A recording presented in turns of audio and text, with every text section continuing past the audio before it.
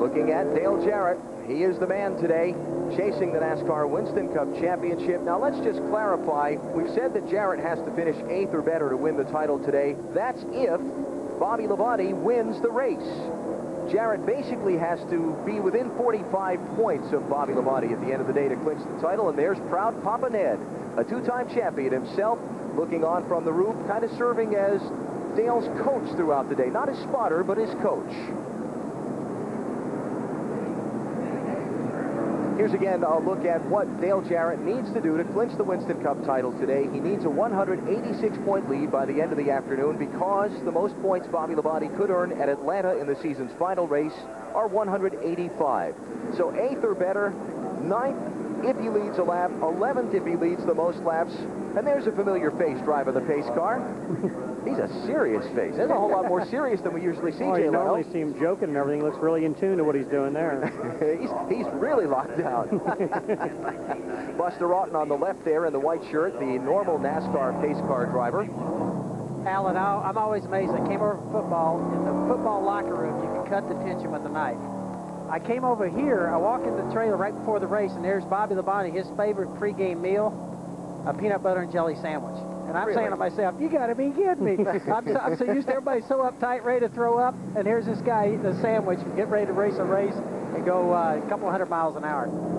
Here's Tony Stewart, starting 7th today, the super rookie, winner one Sunday ago in Phoenix.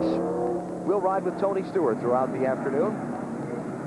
And also outside of Stewart, Jeff Gordon. He's one of the drivers carrying a little different paint scheme today. Gordon starts 10th, seeking his series-leading 8th win of the 1999 season today. So the stage is set. NASCAR Winston Cup racing comes to South Florida as the pace car is off the field off of turn number 4. 267 laps, the 400-mile distance today. The Pennzoil 405 on NBC.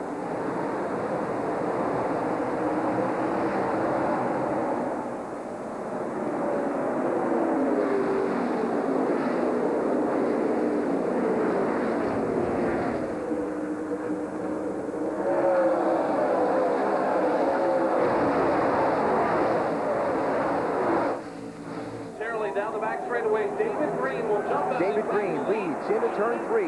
Andretti falls in line 2nd, side by side for 3rd. Labonte inside. Dave Blaney riding the high line around turn 4. Well, Alan, what you're seeing, it's very important to lead for 5 bonus points right here. David Green didn't want John Andretti to get by, and Dave Blaney trying to make a strong showing in that Pontiac.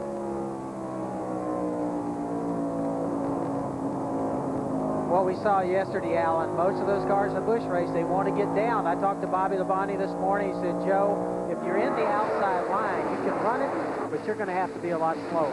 Mike, he thinks that outside line is not the way to go. You see everybody try to get single file. Well, it definitely is. It's early in the race here. They want to get to the bottom. It's the preferred groove on this racetrack. A little bit more abrasive, for the tires there. You can get more grip off the corner, and everybody's trying to get in line just to have a good race.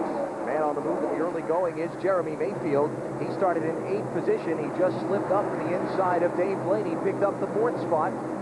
And here's a dogfight behind them. Ricky Rudd and Mike Skinner racing for 12th and 13th. What you're going to see throughout the day, Alan, there won't be much of a dogfight if a guy gets underneath him getting in the corner. The guy on the outside is going to let him go, fall in line, and then go racing.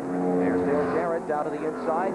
On the back straightaway, Rusty Wallace moving over, letting Mark Martin slide by. There's Jarrett racing with Ward Burton. This is for the 8th and 9th position off turn 4. What you're going to see is Dale Jarrett also trying to get to the front to get his 5 bonus points, try to work on winning that championship here today. At the same time, in the early going, Jarrett has to be a little bit careful, knowing he could lock that title up today. I don't think he wants to open the door and let Bobby get back in by making a mistake. Well, you know, Bobby's record going into Atlanta, he always wins those races down there. It seems like it's close to the end of the year, so he needs to make it happen here today, I believe. 8th and 9th spots, Jarrett and Ward Burton. Ward up on the high side in the Pontiac. Jarrett down low in the Ford.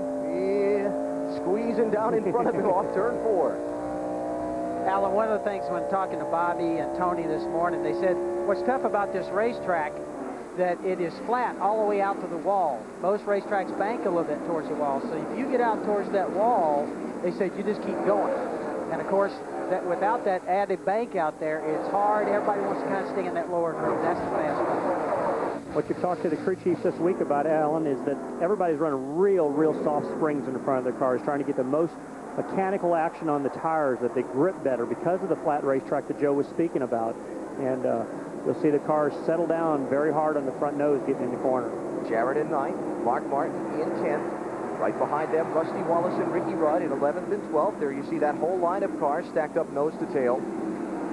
5 laps in, 267 laps make up the distance, 400 miles this afternoon here at the mile-and-a-half Homestead-Miami Speedway. Let's check up on Dale Earnhardt, running back in 20th position. Earnhardt started 23rd, so he's picked a couple off in the opening laps, but hasn't made his way toward the front rapidly yet. It's going to take a little while for the race to settle in, and then if he's got a good race car, he'll start picking some of them off. What you're seeing also in the first few 5 to 10 laps of the race, the air pressure is down. They start the air pressure down in the tires about 7 to 8 pounds lower than recommended air pressure. And what they're doing is leaving the pressures build up in the tires. The car will start handling better the longer the run goes. Mike, the first time I saw our cars and first year in racing, I saw those tires low, and I said, oh my gosh, we got a flat. I mean, they're literally crinkled up. That's how little air pressure they have in them. As it starts to build up, the hotter it gets. The King Richard Petty looks on as his driver John Andretti runs second. It is David Green leading early at Homestead. We'll be back with more in just a minute. You're watching NASCAR on NBC.